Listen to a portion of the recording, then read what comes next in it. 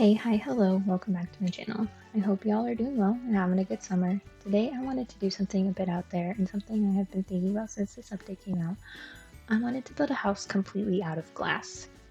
I knew I didn't want it to be like a big mansion because that just seemed really daunting, and I just kind of wanted to do something a little small. So I decided to do a tiny home, and it roughly has fairy vibes because of the new pack that's coming out. I made this area really foresty and stuff. I put a pond here. Building in one of the lots in Windenburg. You can see the title of the lot up there in the corner. This is one of my favorite lots to play on and build on when I remember that it exists. But this house is the tier 1 tiny home. I didn't put a bathroom in this house, you'll notice, because it is fully made of glass and I didn't want to put any walls on the inside, but there is a bathtub outside and there is a woohoo bush. I'm sure once the fairy pack comes out and you have like living off the land stuff, you'll be able to bathe in that pond, because I didn't make it that deep. You might need to make it a little bit deeper from what I've seen, but it should work just fine to bathe in once you have the pack. But your sim can fulfill all their needs here. This is a fully functional house. It's got a kitchen, a bed, a dresser, a mirror. There's also an easel and a telescope, along with some planter pots and bee boxes. So this house is also full hobbies, and like I said, it's a tier 1 tiny home, so you'll be able to build these skills super fast. I also fully playtested this house and everything works as it should, which I'm very proud of myself for playtesting it. And I'm just really happy that it all worked out, considering how many plants and stuff I put around and how much move objects I had to do. Everything works. But as you can see, this is pretty much the house. There's not a lot to it. I wanted there to be a lot of pastels and spring/summer colors because we are in summertime up here in the northern hemisphere, so I wanted to give off some summer vibes. I also wanted it to feel whimsical and magical. And another thing is, I find these glass walls to be really fun. I've already used them quite a bit.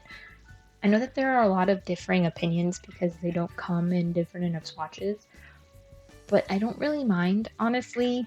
I would have liked to have had like a white swatch on the ones that have like the intricate trims and stuff, but it doesn't really bother me all that much. And I won't be using them all the time, I think just with like modern builds, but I think it would be a cool idea to use them for floor to ceiling windows in a house. Like you could use columns to like frame out the window, and then you could use like the curtains that come in for rent, or that one kit that are like the modular curtains that you can like put together. I think it could make them a very convincing window. But anyways, we're mostly done with the house at this point. I'm just decorating the little bedside table with a pitcher and a mug. It takes me quite a bit to find the mug in here, and also I didn't really know what clutter I wanted to put on the bedside table, but I ended up just going with this. I thought it was nice. Get like a little drink of water when you wake up or go to sleep. And then there's going to be a dining table right in front of the kitchen, and then I put a little dresser and a little mirror over by the bed. Super simple. I clutter up the dresser with some books and things. I also put a functional bookcase in here because I've learned my lesson from past builds that when you move objects, the functional book stack, it doesn't actually work like 99% of the time. So I do put a bookshelf over here. Also, I haven't uploaded this to the gallery yet, but once I get back into my game after recording this voiceover, I will upload it to the gallery. I have it saved in my library, I just need to upload it. Unlike the last build where I said it was up on the gallery and then it took me like a week and a half to actually put it on the gallery, this one will be on the gallery by the time this video is up, I promise. Then we are just putting the mirror over here, and I'm going to start cluttering up the dresser area. And the last thing that I put in here is I do put a door. As you will notice, I didn't hang up any lights, didn't put any lights on the ceilings or anything. The only thing that kind of looks a little goofy is the front door. I used the cottage living door because obviously you need a door to get in here. I completely forgot about that until literally the last second.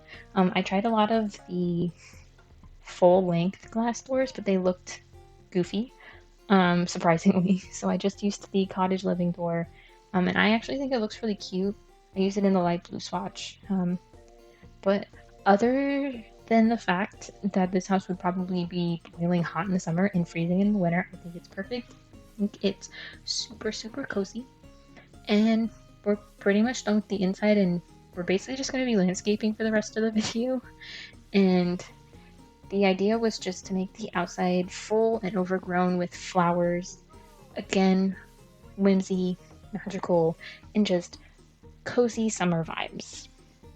But as I finish up on the inside here and get started on the landscaping outside, I kind of just wanted to talk about what I've been up to, specifically with what I talked about in my last video. If you don't know, in my last video, I was talking about how I was reading the Throne of Glass series. I am currently on Tower of Dawn because I did not want to tandem read it with Empire of Storms, and am I regretting that decision? Possibly. My brain is literally so tired. Like, the series is so long. It's just, I'm excited about Tower of Dawn, don't get me wrong. I love Cole. I only want what's best for him, but having to read an entire book after what happened in Empire of Storms is so agonizing, because, like, Tower of Dawn, like, skips backwards in time. So, like, the events of Empire of Storms hasn't happened yet, but it's just knowing what happens and me being like, okay, we gotta hurry up. We gotta speed this along, guys. Let's go. Also, I'm getting a little tired of the possessive male mate storyline. Like, and I know this is kind of like my fault because, like, I'm basically reading two mass series back to back, so they both have like the same plot things in them. But like, Rowan is just not my fave. I don't like him. He gives me the ick. However, I will say, when he was all like, "Where is my wife?" in the Empire of Storms, I understood why people like him, because I love when male characters like shout that line and they get like all worried and worked up, and then like they're like, "Where's my wife?" It does something in my soul and just makes me feel certain things. But besides that, that whole dynamic just gives me the ick. I hate it. I hated it with Feyre and Rysand. I hate it now with Aline and Rowan. It gives me the ick. Also, the last video, you will know that I was a big Cole and Selena/Aline shipper, and I still am, regardless of what I've learned since finishing Empire of Storms and Queen of Shadows. You just can't convince me that Rowan and Aline are supposed to be soulmates. You just can't convince me. I am so sorry to Sarah J. Maas. It just feels like something that she threw in at the last minute, and it makes me, it just gives me the ick. But once I finish this series, I am literally going to be reading a few standalone books because I need a break from really long, chunky series, which I kind of asked this of myself. I was like, I really want a long series to read, and I kind of get it, and I got it, and now I'm tired. I'm so tired. Also, I might pick up the last 3 books in the Shatter Me series, because I just finished the original 3, and that's like a whole other can of worms. Oh, that series makes me very, very, very upset. But on a different note, speaking of breaks from books, I'm actually starting to get back into Animal Crossing. I haven't touched it for a year, and I came back to my island yesterday, and I felt really bad when all my villagers were like, "Where have you been, Loka?" You know? So now I'm redoing my whole island because I have no idea what my previous goal was, and I'm looking at it and I'm like, wow, this is trash. Let's redo it. So now I'm on a journey to redo that. Honestly, I'm just trying to go back to finding out why I like being alive, basically. After going through a big life change before you hit 30 and forgetting what you love most in life, sometimes you just need to go back to the stuff that made you realize why you love life and why you like being alive. And Animal Crossing is that for me. It's a cozy game. I love it. I just need to get back into it. The Sims is that for me as well. Love The Sims. And I've been on like this journey lately of trying to rediscover why I love myself, and trying to figure out why I'm still here. And it's been fun. Just picking up some hobbies I thought I would never get back into. Reading being one of them. I only read 3 books last year.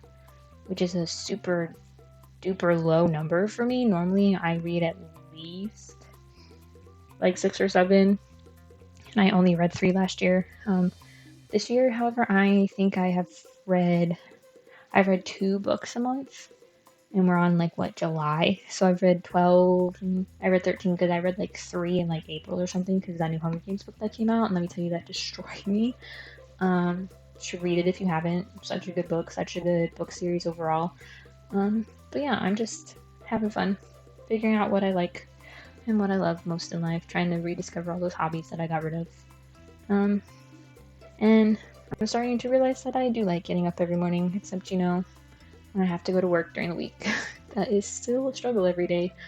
But then I gotta remember that I am making a lot of money going to the job that I work at, so that's some good news, I guess. But on a lighter note, my birthday is coming up on the 12th, and I'm excited about it. And I'm going to no longer be 30, I'm going to be 31, which is crazy to think about. When you're younger, you don't ever think about hitting like 30. Like when I was a teenager, I was like, wow, imagine being 20, and now I'm like 30, and I'm like, wow, could not imagine being a 20-year-old in this day and age. That just seems rough.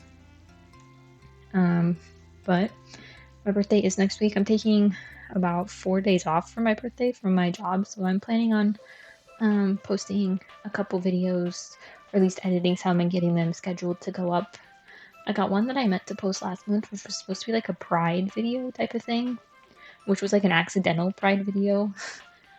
But I hated every single voiceover that I did for it, so I did about like 8 or 9 voiceovers for it, and I hated all of them, so it never got posted. So I'm probably gonna work on that. Plus, I'll probably do at least one build with the new fairies pack to post on my channel, and then after that, don't really know when I'll post again. We'll have to see. But I do plan on posting at least one more time this month, and then maybe once or twice in August. But as you can see, this build is pretty much done. I talked through all of the landscaping, just lots of repetitive placing flowers, decorating the pond with some ducks and lily pads, put some fireflies around, and then I put some I put some decorative bird houses and a bird bath, which you probably saw me struggling to find because for some reason I just didn't think it was in the outdoor sculptures thing. But as you can see, I'm still putting some of that landscaping down because this area around the pond felt particularly like blank. It just didn't look natural, I guess is the term that I'm looking for. So I just fill it in with some more of those low-lying bushes. I put some grass at the edge, and I put those big giant like cattail plants around, and yeah, I just kind of fill it up. I don't put any rocks. I thought about putting some rocks down, but that is one of the landscaping things that I struggle with is rocks, and I didn't feel like experimenting with them, particularly on this lot in particular. So I didn't use any on this lot. You can probably put some in if you feel like it needs it, but personally, I don't think there needs to be any rocks around here. And then over in this area with that little fairy tree, I put a little pebble path to the little tiny door. I thought it was a really cute idea. And then here we are basically at the end of the video. I'm just going to be putting down the easel. This was kind of like a last minute thing. I was like, we need another activity besides books and gardening. So I put an easel here, and you're going to see me struggling because it's floating. And I just didn't realize that I just need to push the 0 key to make it go back down to touch the ground, and it was all right.